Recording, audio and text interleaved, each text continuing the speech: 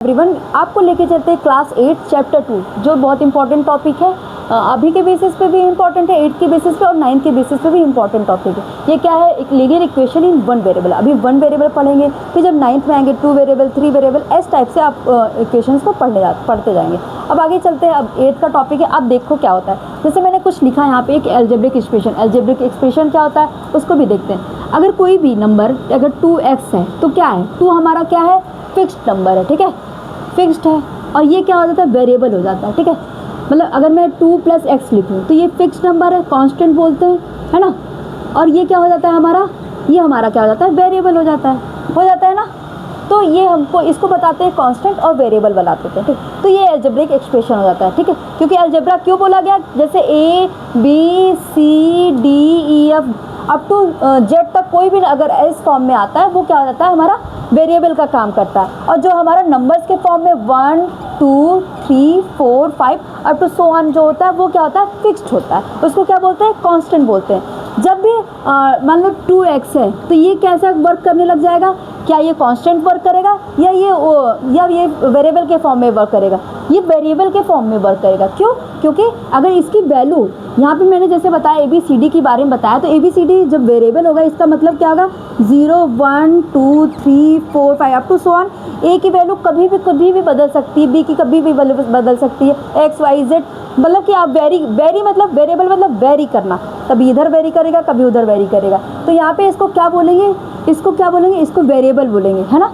है तो fix term भी है, कांस्टेंट भी है, और बट क्या है? ये x है। तो ये इसका जब भी होता है तो ये क्या हो जाता है? वेरिएबल को, इसको पूरा नंबर क्या बोलते हैं? वेरिएबल बोलते हैं, ठीक है, वेरिएबल बोलते हैं, ठीक। अब यहाँ पे मान लो मैंने कहा x की वैल्यू 0 रख दो, तो ये वैल्यू क्या हो जाएगी? चेंज हो जाएगी। 2 × 0 क्या हो जाएगा हमारा? 0 हो जाएगा, ओके। तो अभी मैंने बोला x की वैल्यू 1 रख दो, तो 2 × 1, इसका मतलब आप देख रहे हो कभी 0 रखने पे 1 रखने पे वैल्यू क्या हो जा रही है? तुरंत चेंज हो जा रही है। तो इसलिए इसको वेरिएबल बोलते हैं, ठीक है। पहला ये बता दिया वेरिएबल क्या होता है, कांस्टेंट क्या होता है, वेरिएबल सब मैंने बता दिया। अब आते हैं कोफिशिएंट पे। अगर मैं हमेशा कोफिशिएंट किसका पूछा जाता है? वेरिएबल टर्म्स का। वेरिएबल टर्म्स के बगल में, जस्ट बगल में चिपक के जो भी लगा होता है वो क्या हो जाता है? हमारा कोफिशिएंट हो जाता है, कोफिशिएंट, ठीक है। कोफिशिएंट जैसे x का कोफिशिएंट यहाँ पे क्या है? 2, ठीक है, सिंपल। मान लो यहाँ पे 2x मैंने दिया होता तो इसका x का कोफिशिएंट क्या हो जाएगा? -2, ठीक है। समझ गए? कोफिशिएंट समझ गए आप वेरिएबल समझ गए, आप कांस्टेंट टर्म समझ गए। तो इसको क्या बोलते हैं बेटा? ये इसको 2 को क्या बोलेंगे? यहाँ पे कोफिशिएंट बोलने लग जाएंगे, ठीक है। पूछा जाएगा कि x का कोफिशिएंट आप बताओ, ठीक है। इज इट क्लियर और नॉट? Is it clear? ठीक। अब चलते हैं थोड़े वन वेरिएबल के बारे में बात करेंगे। इसका मतलब वन वेरिएबल का क्या मतलब? अभी जो हमारे पास अलजेब्रिक एक्सप्रेशन बनेगा ओनली वन वेरिएबल होगा। मतलब कि उसमें केवल x ले रहे हो तो x ही चलेगा। x जब 2 वेरिएबल की बात करेंगे यानी 2 वेरिएबल हो जाएगा, अलग अलग x y हो जाएगा, a b हो जाएगा, z q हो जाएगा, k l हो जाएगा, मतलब कुछ भी हो सकता है। तो वहाँ पे 2 वेरिएबल की वैल्यू निकालेंगे। अभी हम केवल एक वेरिएबल की वैल्यू निकालेंगे। यही आपके चैप्टर में है, बहुत इंपॉर्टेंट चैप्टर है, ठीक है। अब यहाँ से x की वैल्यू हम निकालेंगे। और हाँ, एक चीज़ और बता देते हैं। देखो अलजेब्रिक एक्सप्रेशन बनता कब है? यहाँ पे लिख लो, लिखो अलजेब्रिक एक्सप्रेशन। अलजेब्रिक एक्सप्रेशन बनता कब है? जब आपको कोई ऐसे लिखा हो 5x, क्या ये अलजेब्रिक एक्सप्रेशन है? Very good. क्या ये 2x - 3 अलजेब्रिक एक्सप्रेशन है? क्योंकि ये देखो ये क्या है? हमारा कांस्टेंट हो गया। अब मैं पूछूंगी कांस्टेंट क्या है, तो ये कांस्टेंट हो गया। ये हमारा क्या है? Variable, very good. और ये क्या है बेटा? कोफिशिएंट। किसका कोफिशिएंट है? कोफिशिएंट, x का कोफिशिएंट, ठीक है।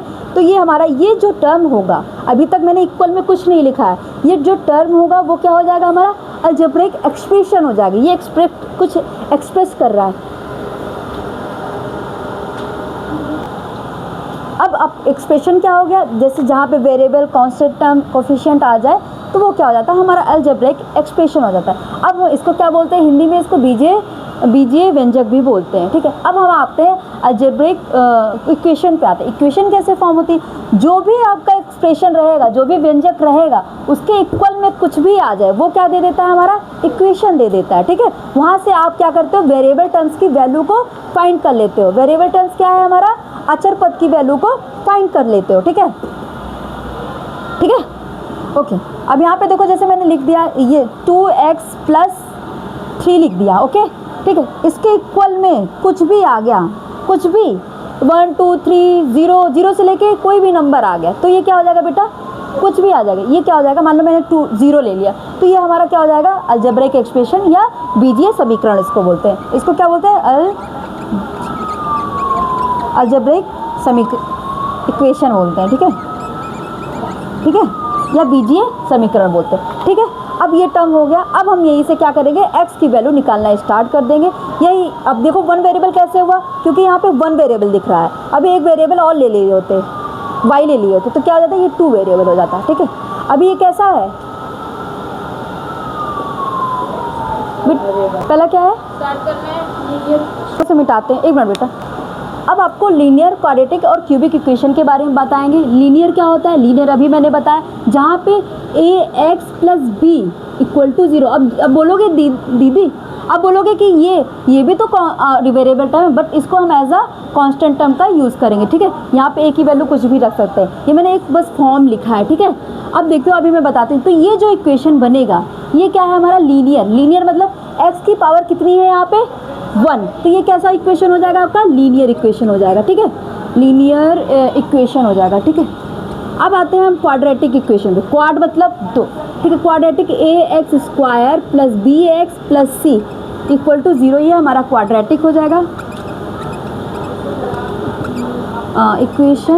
इक्वेशन समझ गए, किस उसके बगल में, एक्सप्रेशन के बगल में इक्वल लग गया तो क्या हो जाएगा, इक्वेशन को फॉर्म कर देंगे।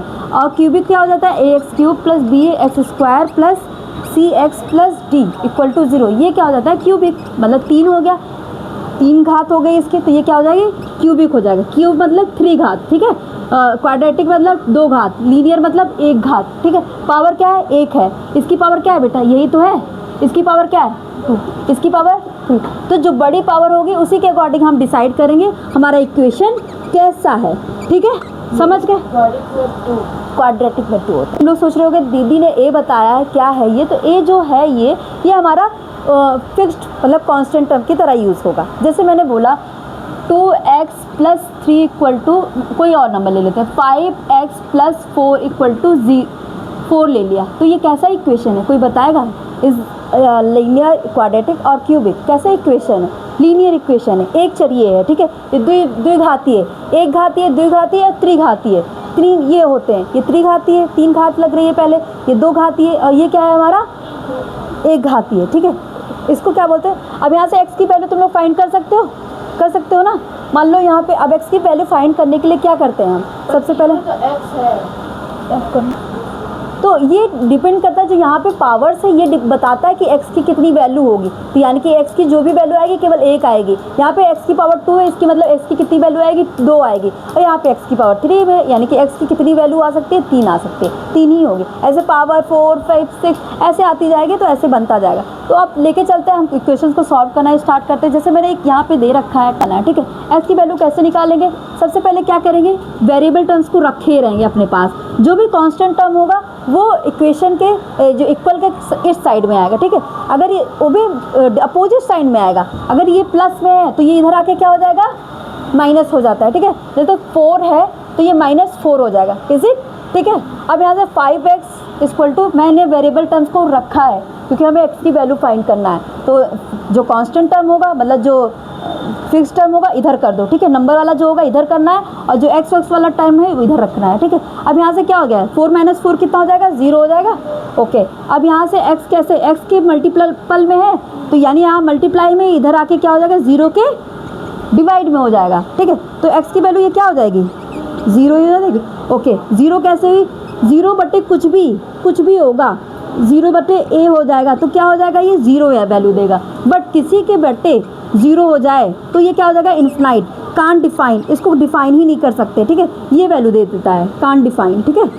तो ये एक टर्म याद रखना, कभी भी 0 नीचे नहीं आना चाहिए, और जो किसी के अपॉन 0 के अपॉन कुछ भी होगा तो वो 0 देता है। ये हमेशा बच्चों को कंफ्यूज रहते हैं, तो ये आप देख लेना एक बारी।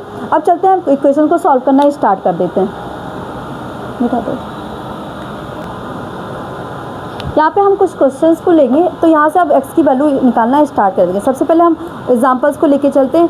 है question, solve 2x minus 3 equal to x plus 2, ठीक है। अब यहाँ से क्या करना है, x की वैल्यू सॉल्व करने का क्या मतलब है, x की वैल्यू निकालना है, ठीक है। फाइंड करने का क्या मतलब, x की वैल्यू निकालना है, ठीक है। तो यहाँ पे हाँ, सबसे पहले क्या करेंगे, हम जो वेरिएबल टर्म्स है उसको एक साथ लेते हैं।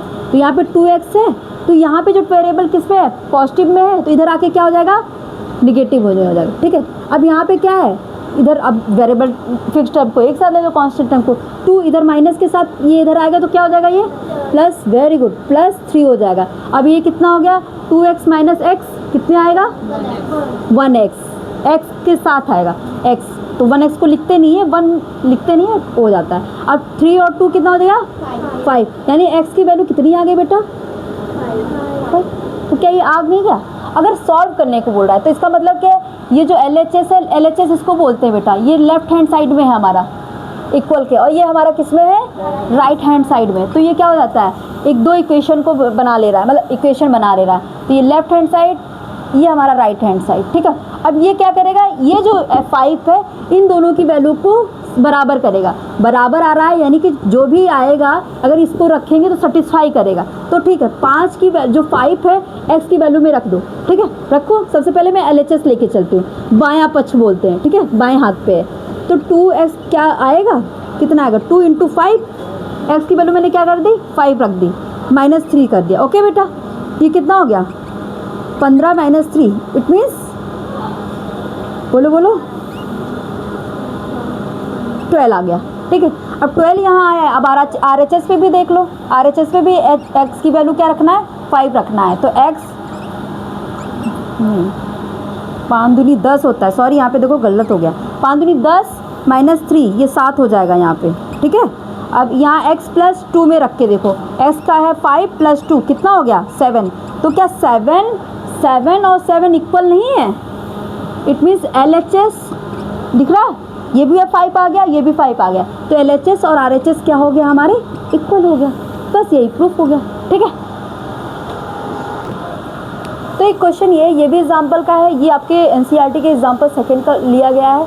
तो इसमें क्या दिख रहा है आपको, 5x + 7/2, यानी कि ये कौन सा नंबर हो गया, रैशनल नंबर हो गया ना। रैशनल नंबर क्या होता है, रैशनल नंबर होता है जिसको p/q के फॉर्म में लिख सकते हैं, p/q where q is not equal to 0।